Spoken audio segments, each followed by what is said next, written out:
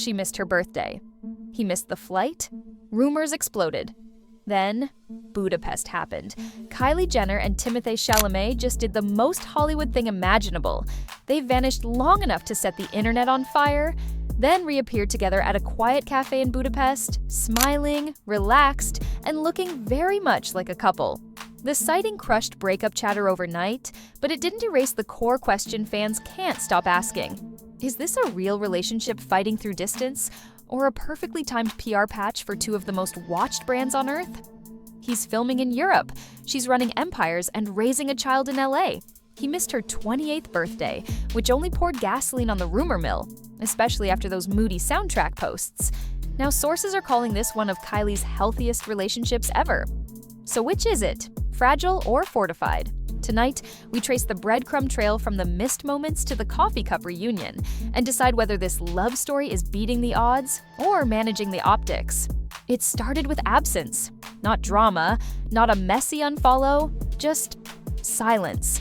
For weeks, the two weren't photographed together. Timothée was locked into production schedules overseas. Kylie stayed anchored in Los Angeles, splitting time between business moves and motherhood. In celebrity math, silence equals suspicion, and the timeline began to write itself. Missed sightings, missed signals, then the big one, a missed birthday. When Timothée didn't appear at Kylie's 28th, timelines turned courtroom.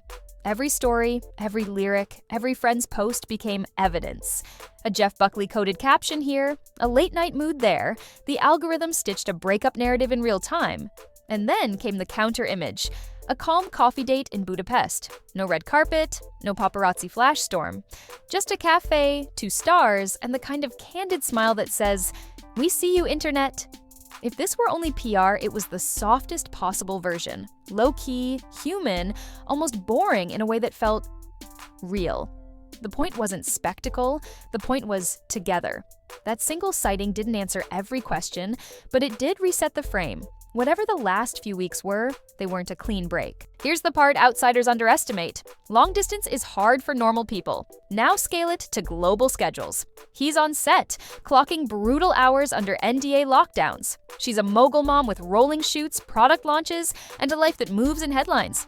The distance isn't just miles.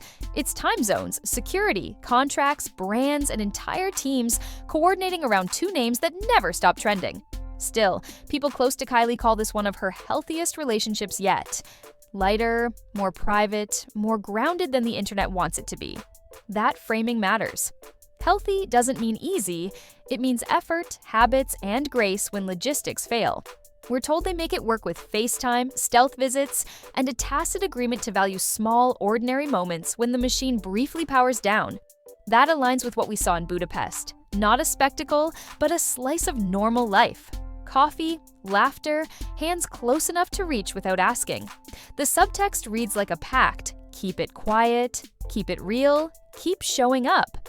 And yes, sometimes showing up means you can't physically be there for a birthday, so you plan something thoughtful from afar and trust your partner to read the intention over the optics. In the celebrity economy, that's a radical act. Let's confront the headline question.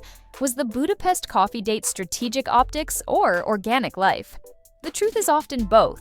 Public figures live in a paradox. The more you hide, the louder the void becomes. The more you share, the faster the story spins out of your hands. A low-key reunion photo can serve 2 masters at once, reassure a partner, and cool a wildfire. But the texture matters. No glam squads in frame, no branded backdrop, no candid that's secretly a campaign. Just a normal stop in a city where he's working, and she chose to be present. If this were a pure PR bandage, we'd expect over-messaging, a carousel dump, a mirror selfie with a wink, maybe even a blink-and-you-miss-it product placement.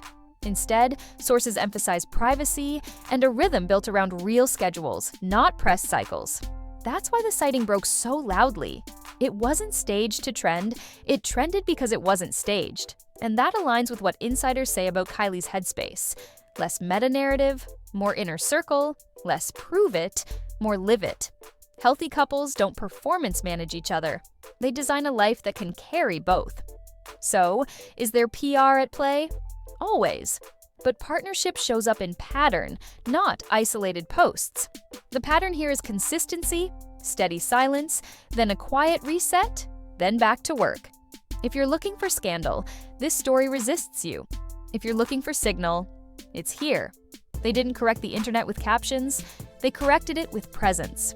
Every modern romance has a flashpoint, a single missed moment that gets mythologized. For Kylie and Timothée, it was the birthday. He wasn't there, and suddenly 1,000 TikToks were.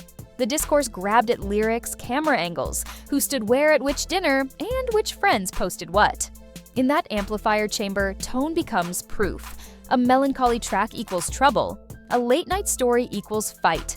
But the Budapest sighting reframed the narrative. What if the missed appearance wasn't a snub, but a schedule? What if the songs were songs? What if grown adults negotiated a complicated week and kept moving? We also heard about thoughtful gestures sent across continents. Things that don't film well, which is exactly why they matter.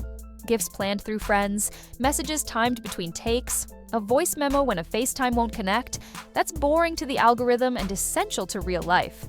And when you stack that against the cafe moment, you get a picture that looks less like a hard split and more like a couple learning to hold the center while the outside world spirals. The fan theories aren't dumb. They're a human reaction to partial information in a hyper-public story. But the most compelling plot twist here wasn't dramatic at all. It was two people sitting down for coffee, unhurried, unbothered, and unwilling to feed the frenzy. There's a line that keeps coming up around this couple. Healthiest. Not easiest, not loudest, not even most public, healthiest. That word suggests boundaries, the freedom to be off camera, to miss a party without throwing a grenade, to meet in the middle of a work trip and call that enough. If you're chasing virality, healthy is the worst keyword. If you're building something real, it's the only one that scales. The reunion wasn't a grand gesture. It was a habit. Make time, share coffee, reset energy, then get back to the grind. That habit is what carries couples through time zones and tabloids. And paradoxically, it's what starves the click cycle. The algorithm wants shocks. This story offers stability with friction, distance, deadlines, desire. Will there be more gaps? Absolutely. More theories? Guaranteed. But the current pattern says they'll answer the loudest speculation the same way they just did, by showing up, not posting about it. That's the quietly radical choice of two people who know exactly what the spotlight can take and what it can't give back. So here's where we land. You can call it real. The truth is that adult relationships, especially at this altitude, are built in ordinary moments the internet doesn't value.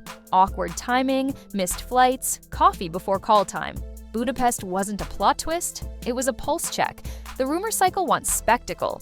Kylie and Timothée keep choosing presence. And if healthiest is the word that keeps coming up, then maybe the real headline is simple. The quiet thing survived a loud month. If you want the breakup saga, you might be watching the wrong couple.